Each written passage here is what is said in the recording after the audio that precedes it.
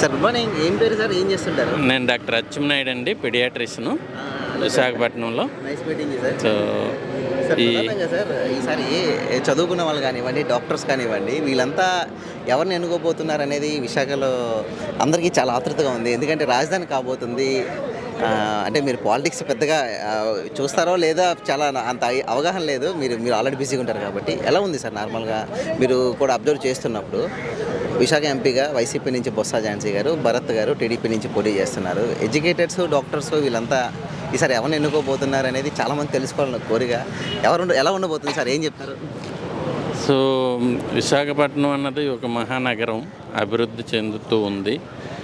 దీనికి మేము అభినందించేది ఏంటంటే ఈ ఝాన్సీ గారిని నిలబెట్టడం. ఎందువలనంటే ఆవిడ ఎడ్యుకేటెడ్ మహిళ అండ్ లోకల్గా ఇక్కడ పుట్టి పెరిగి అన్నిటి మీద అవగాహన ఉండి ఈ ఏరియాలో ఎక్కువ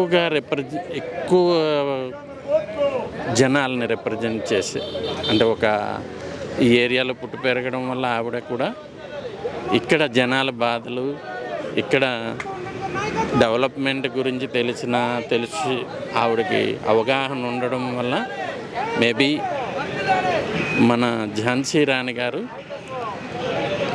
మంచి రిప్రజెంటేటివ్ అని మా అభిప్రాయం. ఎందుకు ఓటేయాలంటే సార్ మేడం గారికి ఎందుకు ఓటేయాలనేది చాలా మందికి డౌట్. ఎందుకు ఓటేయాలంటే ఇప్పుడు ఇదే చెప్పాం, ఇక్కడ people mostly more than 50% backward classes మిగతా జనాభాని రిప్రజెంట్ చేస్తున్నారు.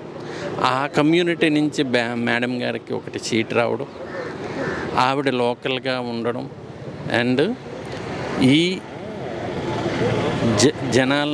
జనాల బాధలు కానీ డెవలప్మెంట్ యాంగిల్లో కానీ ఆవిడ రిప్రజెంట్ చేస్తారని నమ్మకం. ఎడ్యుకేటెడ్స్ కూడా మేడం వైపు చూస్తున్నారా? అంతే కదా, చూస్తున్నారు. అదే డెఫినెట్గా.